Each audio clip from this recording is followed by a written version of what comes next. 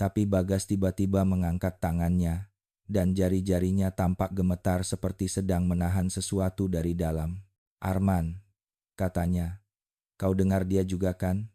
Aku menahan napas. Dia memilihmu." Lanjut Bagas. "Dia bilang, tubuhmu kuat. Dia bilang tubuhmu kuat. Dia bilang tubuhmu kuat." Dadaku serasa ditusuk sesuatu yang tidak terlihat. "Bagas, dengar aku," kataku. "Kau harus melawan. Apapun yang mencoba mengambil tubuhmu." "Karasi, Bagas, Bagas dengar mencoba mengambil tubuhmu. Bukan aku yang melawan." Bagas berteriak, suaranya bergema aneh. "Ini dia. Dia marah karena aku lepas. Dia mau masuk ke dalammu. Dia masuk ke dalammu. Dia masuk ke dalammu. Dia masuk ke dalammu. Dia marah karena aku lepas." Tiba-tiba dia berlutut dan memegangi kepalanya. Suaranya berubah menjadi suara perempuan yang jelas lembut namun dingin. "Arman, aku sudah menunggumu." Tubuhku membeku. Suara itu, Bagas mendongak.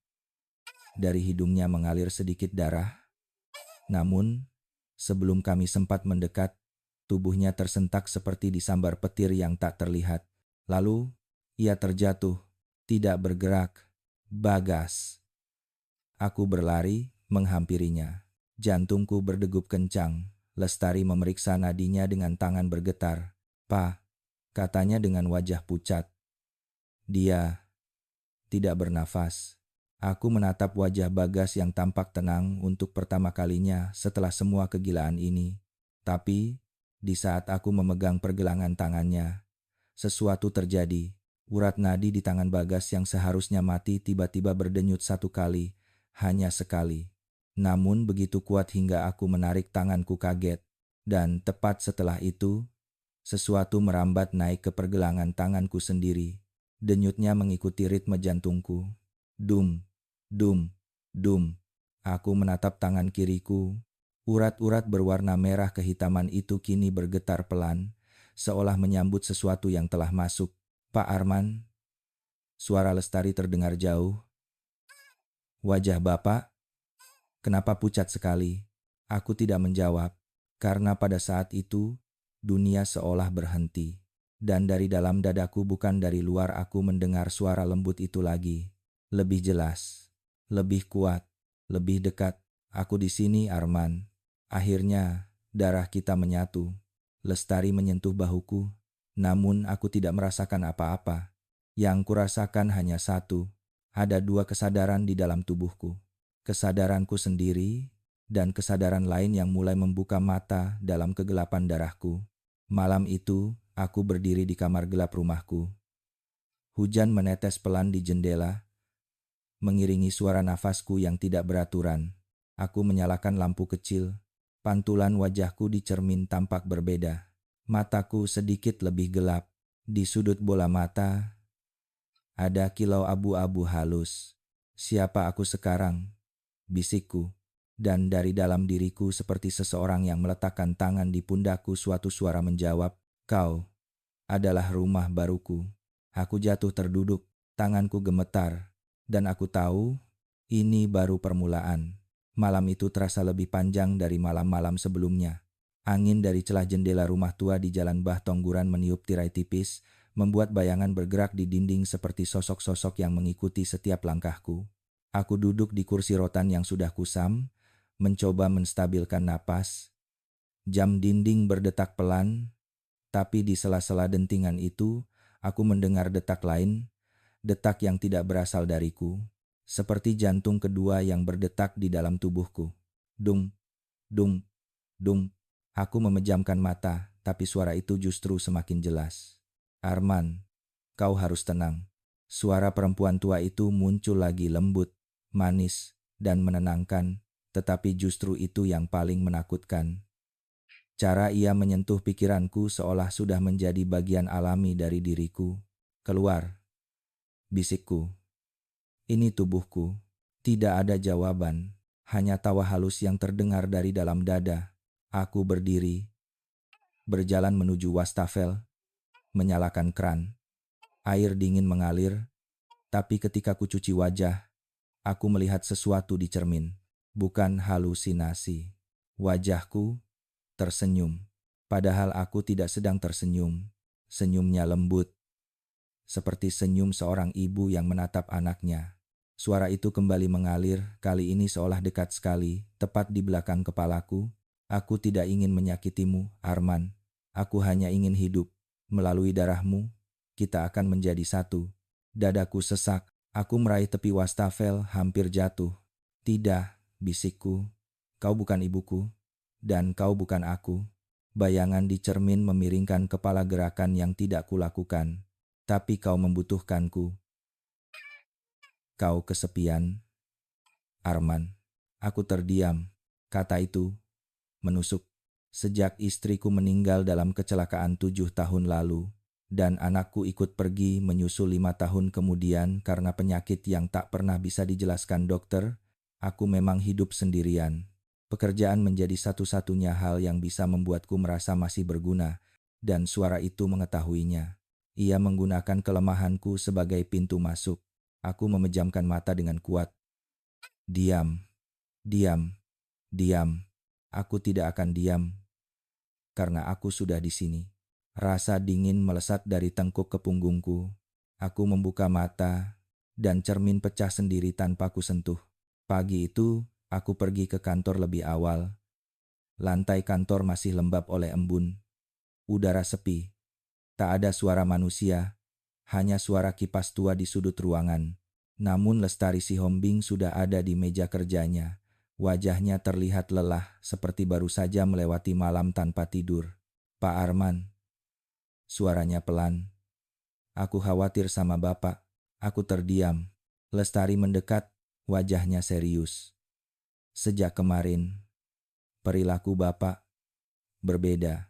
Aku mencoba tersenyum, namun terasa kaku. Aku hanya banyak pikiran. Mata Bapak berubah, katanya tiba-tiba. Jantungku berhenti sesaat. Apa maksudmu? Lestari menatapku lama. Tadi saat Bapak masuk, bola mata Bapak sempat berubah warna, seperti abu-abu, dan aku menegang. Dalam sekejap, suara dari dalam tubuhku berbisik, dia tahu. Singkirkan dia. Aku menggigit bibir, menahan dorongan yang bukan berasal dari diriku. Aku tidak akan menyakitinya, bisikku dalam hati. Kau tidak punya pilihan. Tanganku bergetar. Pak Arman. Lestari menyentuh lenganku. Apa yang terjadi hari ini? Tolong, jangan tutupi apapun. Kalau ada sesuatu yang berbahaya, kita harus tahu. Suara itu berbisik lagi, lebih ketus, lebih menuntut. Jangan biarkan dia mendekat. Dia akan memisahkan kita. Aku tidak akan kembali ke kegelapan. Aku merasakan tubuhku bergerak sedikit, tanpa perintahku. Kaki kananku maju setapak ke arah Lestari. Tanganku seolah ingin meraih bahunya. Lestari melihat gerakanku dan mundur secara refleks. Pak, suaranya goyah. Aku menahan tangan itu dengan tangan satu lagi, seperti menahan gerakan orang lain yang memaksa masuk. Pergi Lestari, seruku tanpa sadar. Lestari tersentak, wajahnya pucat ketakutan. Aku tidak akan meninggalkan Bapak, katanya dengan suara pecah. Tapi aku merasakan sesuatu di dalam tubuhku mencoba menguasai setiap inci ototku. Tanganku masih bergetar, mataku terasa panas. Arman, tubuh ini bukan hanya milikmu lagi. Aku mendorong kursi hingga jatuh. Nafasku seperti diremas dari dalam. Lestari, tolong, keluar. Suaraku nyaris tidak terdengar, seolah ada lapisan lain yang menghalangi. Lestari mundur perlahan. Baik, aku akan keluar. Tapi aku akan kembali. Saat ia berjalan menuju pintu, aku mendengar suara dari dalam dada. Biarkan dia pergi. Dia tidak penting. Yang penting adalah tubuhmu yang baru. Jari-jariku menekan meja hingga kayunya retak. Aku memejamkan mata melawan semampuku.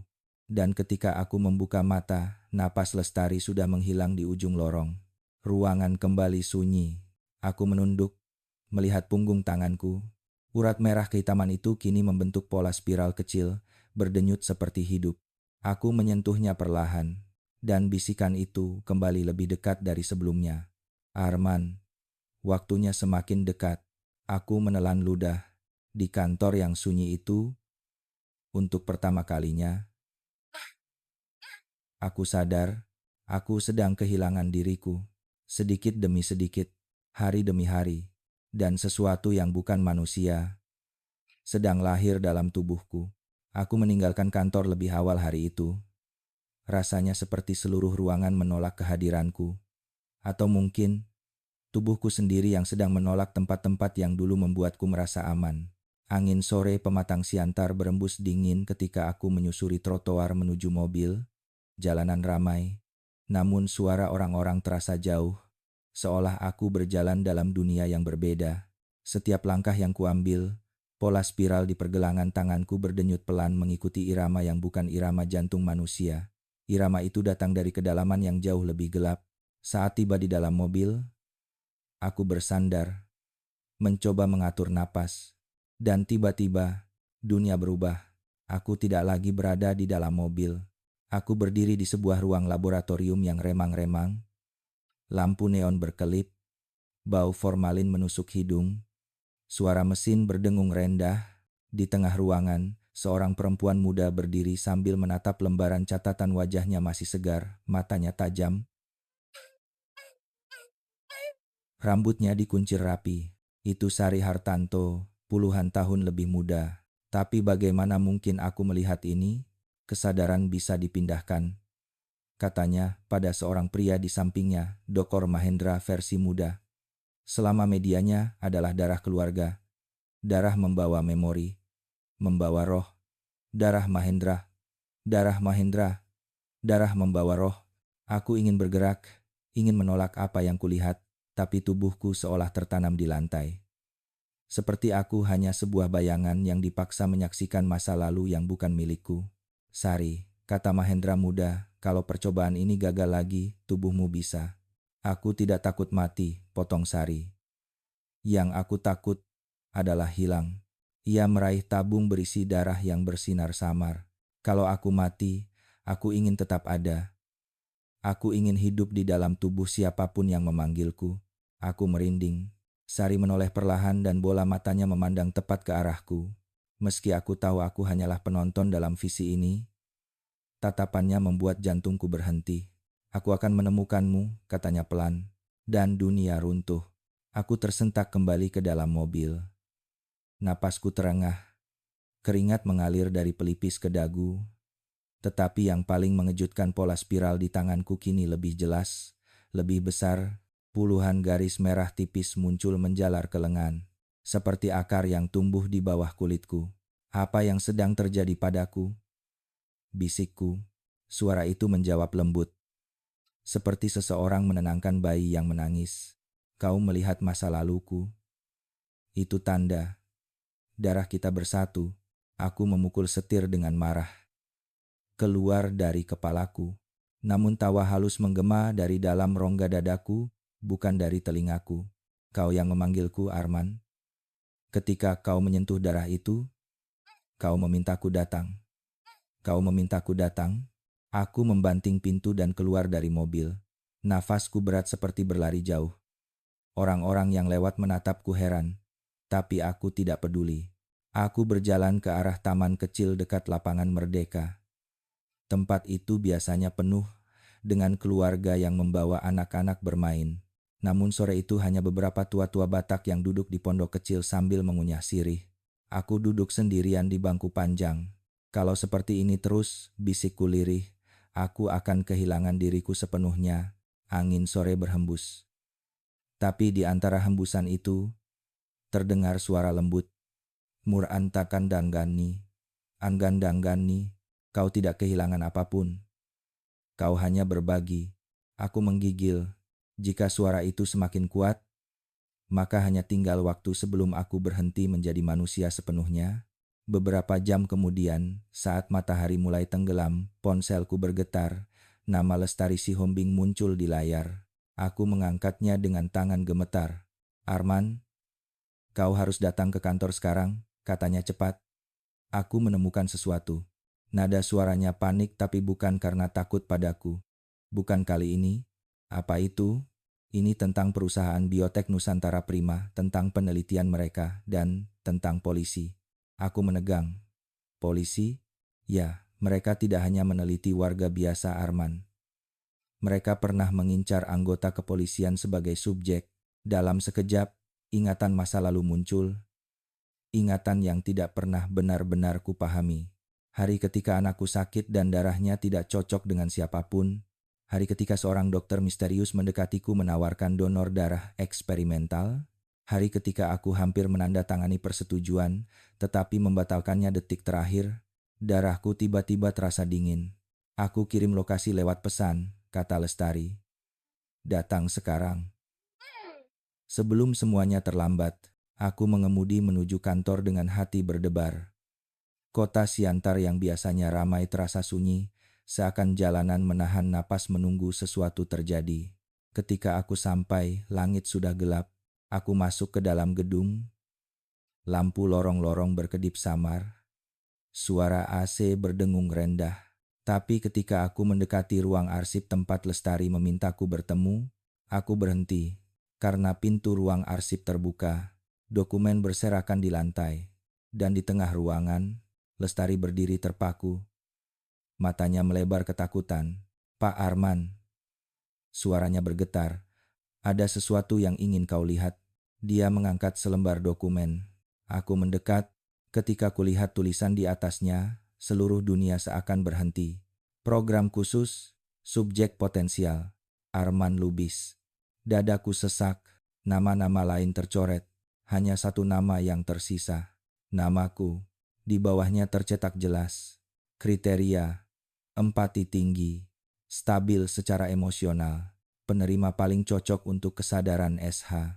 Aku melangkah mundur, tapi sebelum sempat bicara, sebuah suara lembut mengalir dari dalam tubuhku, lebih jelas dari sebelumnya. Aku memilihmu sejak lama, Arman. Lestari memandangku. Bapak, kenapa wajah Bapak berubah? Aku menatapnya. Dan dalam pantulan kaca arsip, aku melihat mataku sendiri berubah menjadi abu-abu keperakan. Ruangan arsip itu terasa semakin sempit. Dinding-dindingnya seperti menutup perlahan, seolah ingin menelan kami berdua.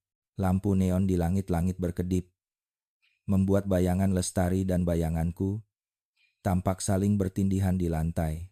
Pak, suara Lestari pelan, hampir seperti bisikan. Kenapa mata Bapak seperti itu? Aku tahu maksudnya mata abu-abu yang muncul. Setiap kali suara itu menguasai pikiranku, mata yang bukan milikku. Aku berpaling, mencoba menghindar. Aku tidak tahu, Lestari. Aku tidak tahu lagi apa yang terjadi dalam tubuhku. Lestari melangkah lebih dekat. Ini bukan hal kecil, Pak. Bapak berbahaya sekarang. Aku merasakan tubuhku menegang. Kata-kata itu memicu sesuatu dari dalam dada. Dia tidak mengerti. Arman. Suara itu terdengar sangat jelas. Tepat di telinga batinku. Aku menggigil. Diam. Gumamku pelan. Lestari menatapku dengan campuran takut dan iba. Apa Bapak mendengarnya lagi? Aku terdiam. Lalu, perlahan, aku mengangguk. Ya. Dan suaranya semakin kuat. Lestari menutup mulutnya dengan tangan. Pak, ini sudah melampaui semua batas. Kita harus mencari bantuan. Dukun, pendeta, psikiater siapapun. Aku menggeleng. Tidak ada yang bisa mengeluarkannya. Karena dia bukan hanya suara. Lestari. Dia sudah menjadi bagian dari darahku. Napi Nastari. Napi Nastari. Napi Nastari. Napi Nastari. Napi Nastari. Urat merah gelap di pergelangan tanganku berdenyut, seakan mengonfirmasi kata-kataku. Lestari menatap pola spiral di tanganku dengan ngeri. Itu sama seperti simbol di buku ritual Batak tua yang kita temukan. Aku menelan ludah. Mungkin itu bukan sekadar simbol Lestari. Bisa jadi itu cetak biru, pola untuk menanam kesadaran. Kesadaran? Lestari terbelalak. Maksud Bapak? Dia ingin tubuhku, potongku lirih, dan mungkin aku sudah tidak punya banyak waktu. Kami kembali duduk di lantai di tengah tumpukan dokumen yang berserakan. Lestari mengambil map bertanda proyek rahasia, Haranggaol. Aku menemukan ini ketika mencari datamu, katanya. Lihat, di dalam map itu ada peta tua Haranggaol, wilayah di tepi Danau Toba yang sepi, dikelilingi lembah berkabut. Di peta itu, ada tanda merah kecil di sebuah titik. Tanda itu bertuliskan, fasilitas eksperimen, lokasi cadangan. Aku menegang. Jadi, selain ruang bawah tanah di rumah Bagas, mereka punya tempat lain. Lestari mengangguk cepat. Dan kemungkinan besar, tempat itu masih aktif. Aku menatap tanda itu lama. Dalam sekejap, suara itu berbisik lagi. Jangan pergi ke sana, Arman. Jangan buka pintunya. Sebelum waktunya, aku mencengkeram meja untuk menahan gemetar. Lestari memiringkan kepala. Bapak dengar lagi? Aku menarik napas panjang ya. Dia memegang bahuku. Kalau begitu, justru kita harus ke sana. Namang Busa. Namang Busa. Aku menggeleng keras. Tidak, Lestari. Aku tidak bisa jamin keselamatanmu. Kalau dia mengambil alih, aku bisa saja meluka. Biarkan aku yang menentukan itu, potong Lestari tegas. Bapak penyidik terbaik yang aku kenal, dan aku tidak akan membiarkan Bapak menghadapi semua ini sendirian. Aku terpaku. Sudah lama aku tidak mendengar seseorang berkata begitu tulus. Suara di dalam dadaku mendesis marah. Dia ingin merenggutmu dariku, Arman. Dia harus pergi. Aku merasakan otot di rahangku mengeras sendiri. Bukan olehku. Aku menahan napas lalu memukul dinding dengan keras. Brak, Lestari tersentak mundur. Pak, aku memegangi kepalaku. Mencoba menahan dua suara yang bertarung dalam benak. Lestari, cepat. Tiba-tiba lampu-lampu di ruangan padam. Gelap total. Suara napas terdengar. Tapi bukan napas Lestari. Ini napas perempuan serak tua namun berirama. Arman. Kau tidak perlu membawanya. Dia bukan bagian dari kita. Arman bagian dari kita. Marman bagian dari kita. Lestari keluar, seruku. Tapi sebelum ia sempat bergerak, pintu ruang arsip menutup sendiri dengan keras. Duar, kami terjebak dalam kegelapan. Lestari memegang tanganku, tapi dalam kegelapan itu, aku merasakan tanganku tiba-tiba bergerak ingin melepasnya. Bukan olehku? Tidak, gumamku. Jangan sentuh dia. Aku melawan seluruh kekuatan dalam tubuhku, menarik tanganku sendiri sekuat mungkin, sampai sendi-sendi terasa seperti terlepas. Dan tiba-tiba, cahaya kembali menyala. Aku terjatuh ke lantai. Napas tersengal-sengal. Lestari menatapku, wajahnya ketakutan, tapi tetap bertahan di sisiku. Pak, katanya pelan. Kalau kita tidak pergi ke Haranggaol sekarang, sesuatu akan mengambil Bapak sepenuhnya. Aku mengangguk, perlahan, berat, baik. Kita pergi malam ini. Namun, sebelum kami keluar ruangan, aku merasakan sesuatu merayap di sepanjang tulang belakangku dingin, seperti jari yang menyentuh dari dalam tubuhku sendiri. Dan suara itu, untuk pertama kalinya, terdengar sangat jelas tanpa jarak, tanpa batas. Kalau kau membuka pintu itu, Arman, kau tidak akan kembali sebagai dirimu lagi. Aku memandang Lestari, dan kami melangkah keluar, menuju Haranggaol, menuju tempat di mana kegelapan ini dimulai. Malam itu, jalan menuju Haranggaol seperti perjalanan menembus perut kabut. Lampu mobil kami hanya mampu menerobos beberapa meter ke depan, dan di kejauhan, Danau Toba tampak gelap seperti mata raksasa yang sedang diam memperhatikan. Udara lembab menusuk tulang, membawa aroma tanah basah yang tidak biasa. Lestari duduk di kursi penumpang, memegang peta tua yang kami temukan di arsip. Tangannya bergetar meski ia berusaha menyembunyikannya. Pak, kalau tempat ini benar-benar fasilitas cadangan, berarti mereka masih aktif melakukan sesuatu, katanya. Aku tidak menjawab. Tanganku menggenggam setir erat, Tapi bukan hanya karena tegang. Ada getaran halus di tulang-tulang jariku, seperti ada sesuatu dalam darah yang bereaksi mendengar nama tempat ini. Hampir sampai, Arman. Aku bisa merasakannya. Suara itu lagi. Namun kali ini suaranya tidak marah. Justru terdengar lega. Seperti seseorang yang pulang ke rumah setelah bertahun-tahun tersesat. Aku menggertakkan gigi. Diam. Pak? Lestari menoleh. Aku baik-baik saja, jawabku cepat. Itu kebohongan. Tubuhku mulai terasa terlalu hangat, seperti darahku sedang bergolak mencari jalan keluar dari kulit. Ketika kami tiba di daerah Haranggaol, malam semakin pekat. Rumah-rumah penduduk tampak kosong, jendelanya tertutup rapat. Suasana begitu sunyi, seakan seluruh desa sengaja menahan napas. "Pa, lihat itu." Lestari menunjuk ke sebuah bangunan tua di seberang jalan. Bangunan itu berdinding batu, atapnya dari seng berkarat, jendelanya pecah. Di atas pintu terdapat papan kayu bertuliskan huruf yang hampir memudar, Pusat Riset Hidupan, 1987. Aku merasakan jantungku berdegup 2 kali dalam 1 detik. 2 detak, 2 ritme. Astaga, bisik Lestari. Ini asli. Tempat yang mereka gunakan sejak dulu, bisik Lestari. Kami melangkah mendekat. Setiap langkah terasa membuat udara di sekeliling semakin berat, seakan ada sesuatu di tanah yang tidak ingin kedatangan kami. Aku menyalakan senter. Begitu cahaya menerpa lantai bangunan itu, jantungku seakan membeku. Ada jejak kaki, bukan 1, banyak. Jejak kaki manusia bercampur dengan bekas seretan benda berat, dan semuanya menuju ke pintu bawah tanah yang setengah terbuka. Lestari menelan ludah. "Pak, seseorang baru saja ke sini." Aku merangkak perlahan membuka pintu itu. Angin dingin menyembur dari bawah, dan dalam sekejap seluruh rambut di tengkukku berdiri. Di bawah sana, terdengar suara tetesan. Tuk, tuk, tuk. Seperti detak jantung yang bocor, kami menuruni anak tangga perlahan. Ruangan itu cukup luas, dengan dinding beton kusam. Bau kimia bercampur bau besi, memenuhi udara. Di meja-meja logam, ada botol cairan, tabung reaksi, dan foto-foto organ manusia yang difrasekan seperti bagan penelitian.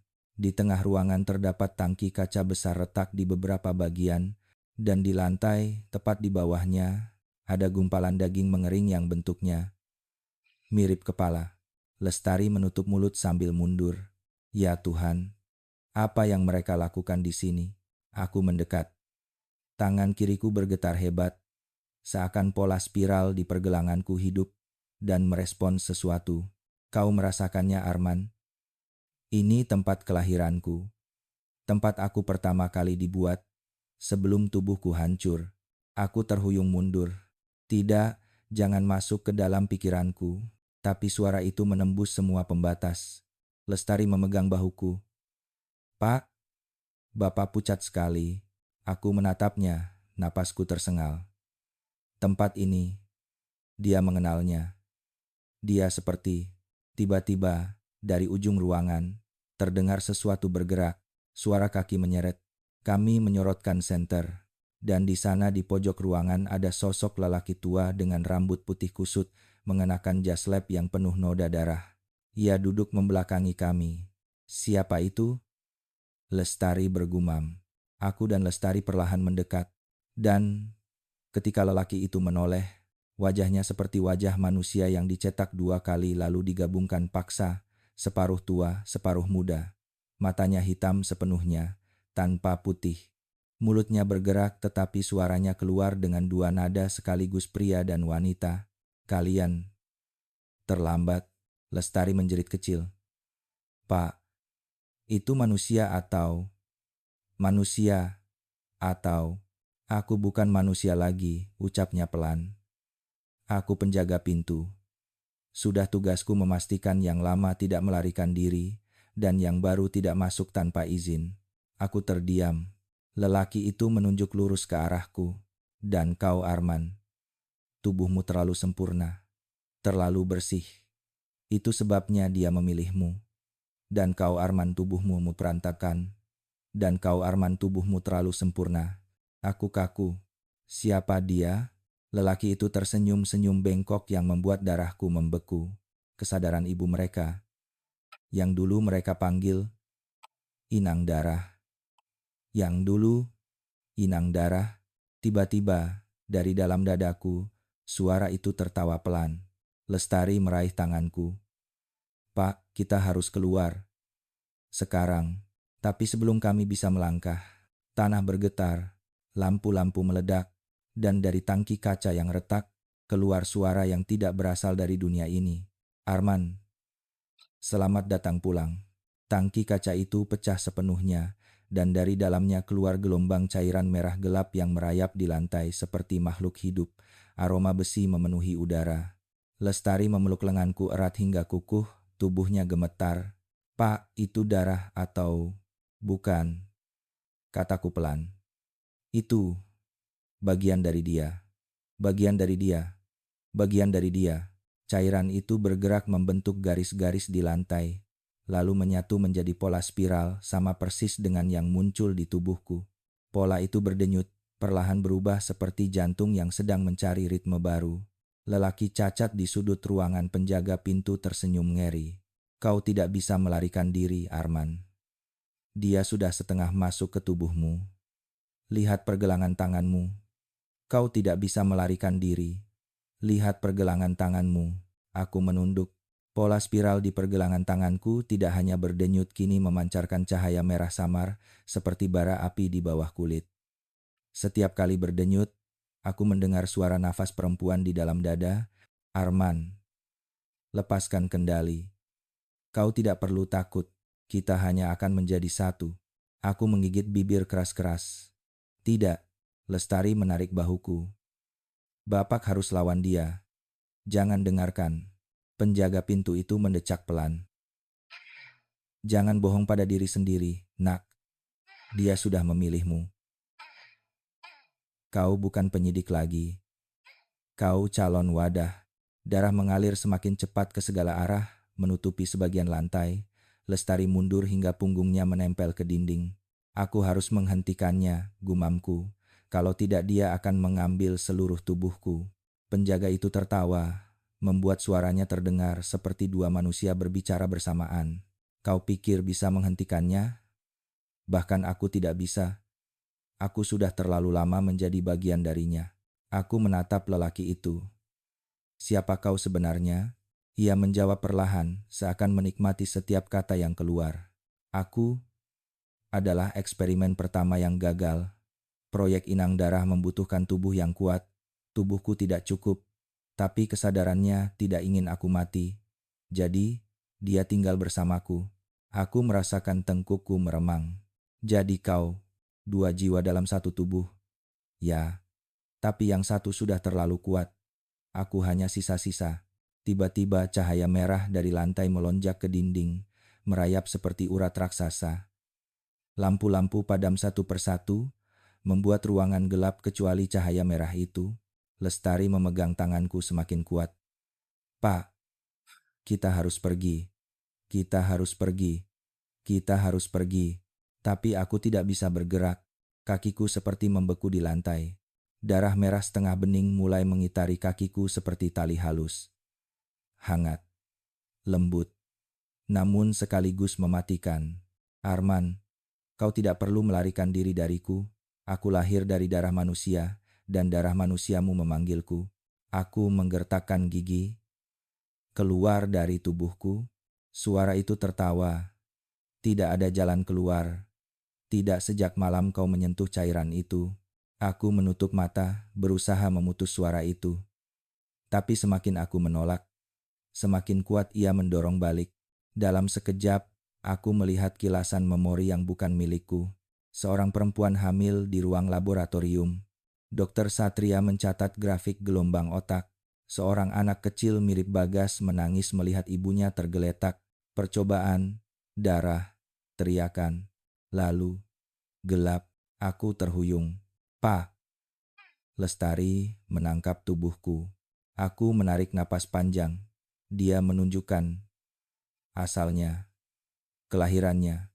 Penjaga pintu bergumam, dia ingin kau tahu bahwa kau adalah penerus, bukan musuh. Lestari menatapku, matanya penuh rasa takut. Pak, jangan biarkan dia masuk. Tapi darah di lantai merespons emosiku.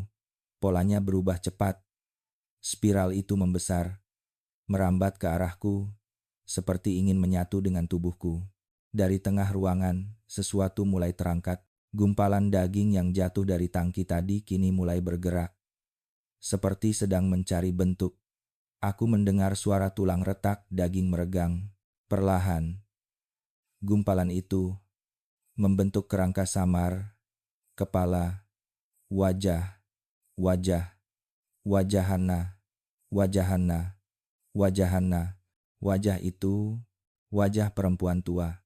Bibirnya bergerak, menggumam tanpa suara. Lestari menjerit. Aku bergerak untuk melindunginya, tapi darah di kaki membuat gerakanku berat. Seolah aku sedang berjalan di dalam mimpi buruk yang lengket.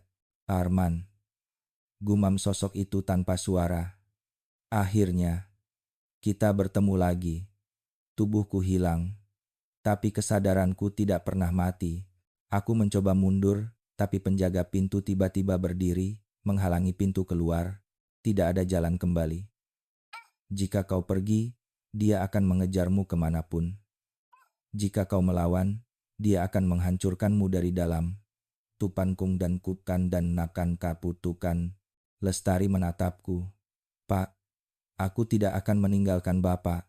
Aku menatapnya, perempuan muda ini, yang tidak pernah pantas berada di tengah kengerian seperti ini. Tiba-tiba, darah yang mengikat kakiku membara. Aku menjerit suara parau yang bukan sepenuhnya milikku. Separuh dunia gelap, separuhnya merah, dan untuk pertama kalinya, aku merasakan dua jantung berdetak dalam tubuhku. Satu milikku, satu miliknya. Arman, waktunya pulang. Lampu terakhir di ruangan itu mati, dan kegelapan menutup segalanya.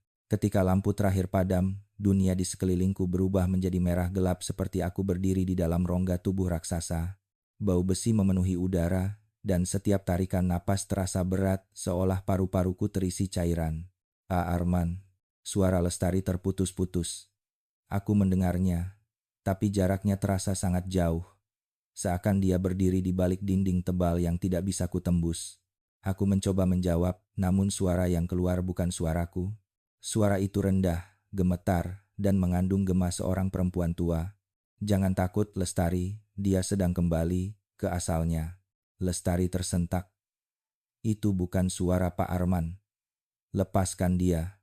Dari sudut ruangan, cahaya merah menyala kuat, membentuk siluet tubuh perempuan. Tubuh itu belum sempurna, dagingnya masih bergelombang. Matanya berwarna abu-abu keperakan, seperti mata yang sedang mencari fokus. Lestari bergetar, tapi ia maju setengah langkah. Jangan sentuh dia. Jangan sentuh dia. Sosok itu menoleh.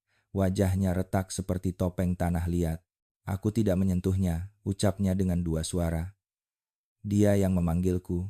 Aku merasakan tekanan kuat di dada. Seperti ada tangan tak terlihat yang menarik jiwaku ke arah sosok itu. Tanah di bawahku berdenyut, memancarkan gelombang panas yang naik ke tulang-tulangku. Tiba-tiba, seluruh fasilitas bergetar kuat. Kerakakakakaraang. Pipa-pipa pecah, serpihan beton jatuh dari langit-langit. Penjaga pintu berteriak, suaranya memecah udara. Namun, dia terlalu dekat. Dia mencoba mengambil paksa tubuh itu. Lestari menjerit.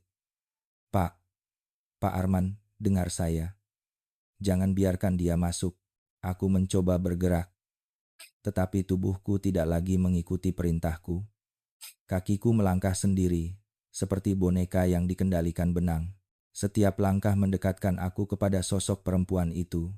Dalam kepala, suara itu berbisik lembut, terlalu lembut untuk sesuatu yang begitu mengerikan.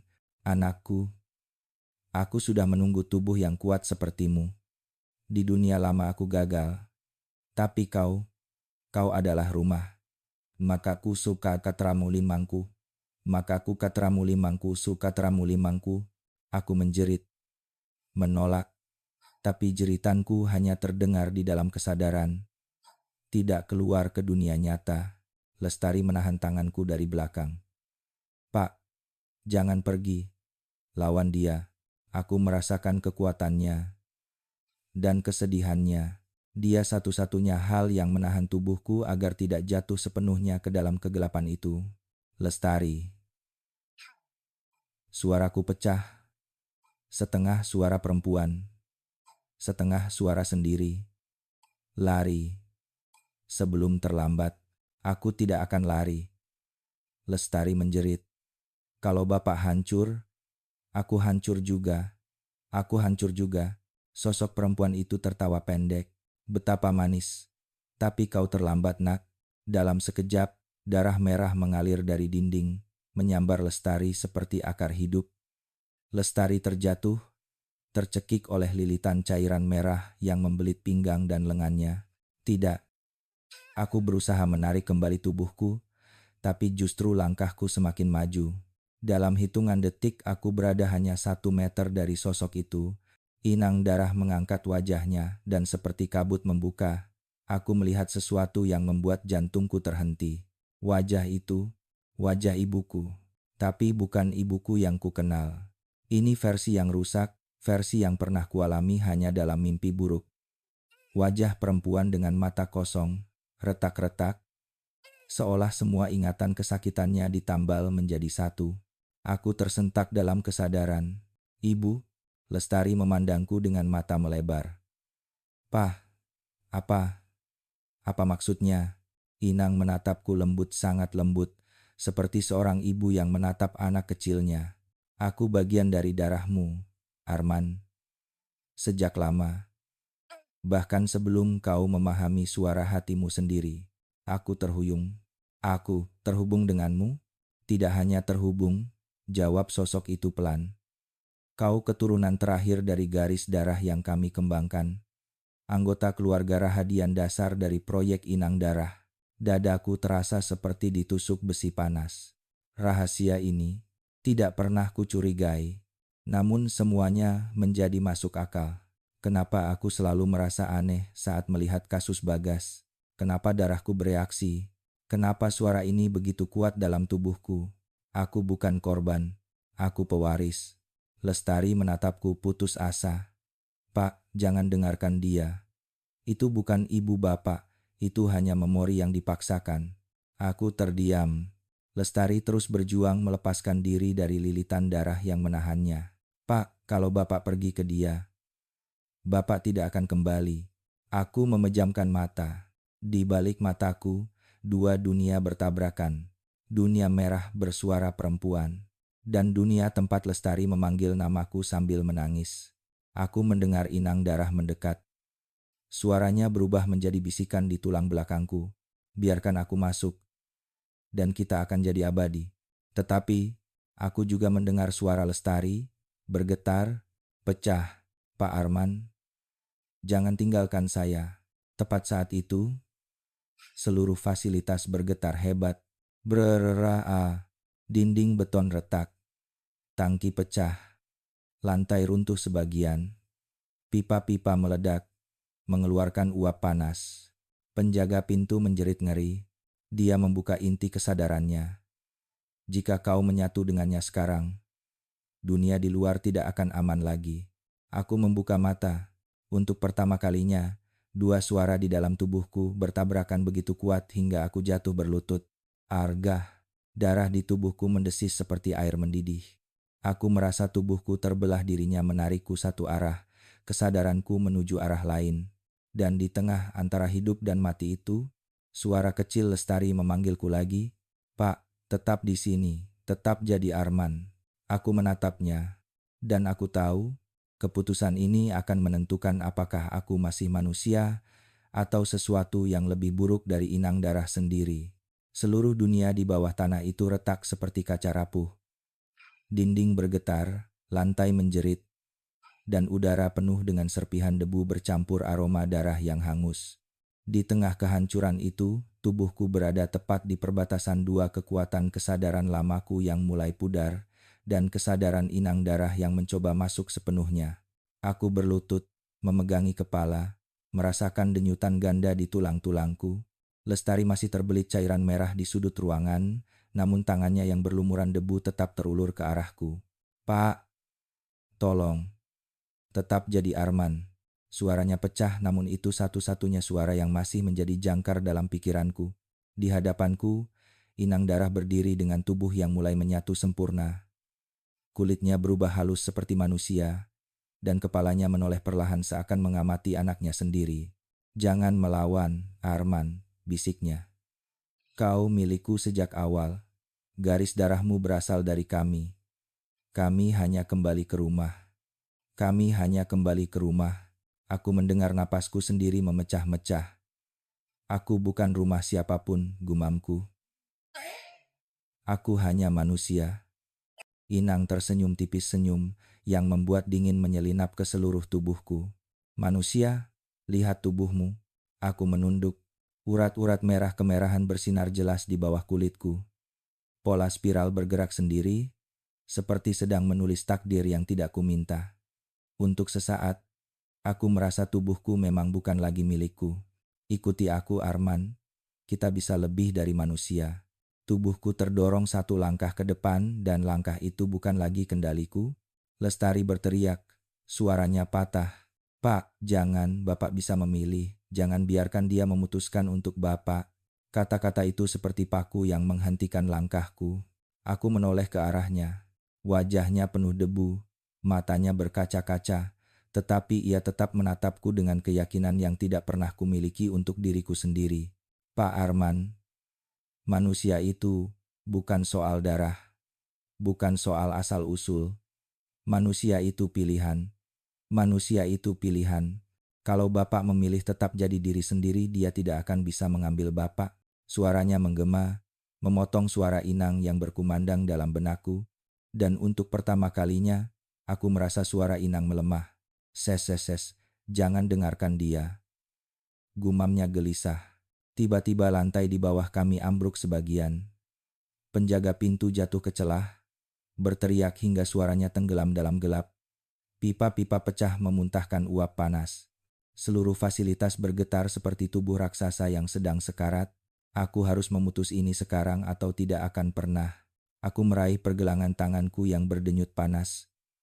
Urat merah menyala seperti bara hidup. Jika spiral ini yang menjadi gerbang masuknya inang darah, maka spiral ini yang harus kuhancurkan. Lestari melihat gerakanku dan berteriak, "Pak, jangan. Itu tubuh Bapak." "Tidak, ini bukan tubuhku lagi," seruku. Aku menggigit gigi, mengangkat tanganku tinggi-tinggi, lalu menghantamkan pergelangan berspiral itu ke lantai beton yang retak. "Clara, kakak." Rasa sakitnya bukan sekadar fisik, itu seperti ada dua jiwa yang disobek paksa dari satu tubuh. Tubuhku melengkung, napasku terhenti, dan darahku bergejolak seakan ingin keluar dari kulit. Inang darah menjerit suara yang bukan berasal dari tenggorokan manusia. "Aku sudah memilihmu. Kau tidak bisa melepaskan aku." Aku menghantam pergelangan itu sekali lagi, dan satu lagi, dan satu lagi. Setiap hantaman membuat spiral itu memudar. Setiap pukulan melemahkan suara dalam kepalaku. Lestari menjerit, "Pak, hentikan. Nanti Bapak, nanti Bapak." Aku memutus suaranya dengan teriakan penuh seluruh tenaga yang tersisa. Aku memilih jadi diri sendiri. Pukulan terakhir mengenai lantai dengan kekuatan yang hampir menghancurkan tulangku sendiri. Cahaya merah dari spiral itu padam. Dalam sekejap dunia runtuh. Suara inang darah memudar menjadi bisikan tipis. "Kau, bodoh, Arman." Kemudian hilang. Tubuh perempuan itu runtuh menjadi gumpalan daging tak berbentuk, meleleh seperti lilin terbakar. Cairan merah di dinding mengering seketika. Kehilangan nyawa. Getaran berhenti. Ruangan menjadi sunyi mati. Aku terbaring tak bergerak, napas berdegup satu-satu, seperti sedang belajar hidup kembali. Lestari merangkak mendekat, memegangi bahuku sambil menangis. "Pak, Pak Arman, kembali. Tolong." Aku membuka mata perlahan. "Lestari." Suaraku pecah, tapi suaraku sendiri. "Aku Masih di sini. Ia tersenyum dalam tangis, memelukku seolah memeluk seseorang yang kembali dari dunia lain. Kami merangkak keluar sebelum seluruh fasilitas runtuh. Dan ketika kami tiba di luar, udara segar malam menyambut kami, membawa aroma tanah haranggaul yang lembab. Cahaya bulan tampak lebih terang dari biasanya. Sejenak aku menatap tanganku, spiral itu menghilang. Hanya bekas luka hitam samar yang tertinggal seperti tanda perjalanan yang tak akan pernah bisa kuceritakan pada dunia. Lestari duduk di sampingku, bersandar pada batu besar. Aku terdiam lama, lalu menjawab dengan suara hampir seperti bisikan. Dengan dia, mungkin ya, tapi dengan diriku sendiri, mungkin belum. Belum. Angin malam berhembus pelan. Di kejauhan, Danau Toba memantulkan cahaya bulan. Dan untuk pertama kalinya dalam waktu lama aku mendengar kesunyian tanpa bisikan.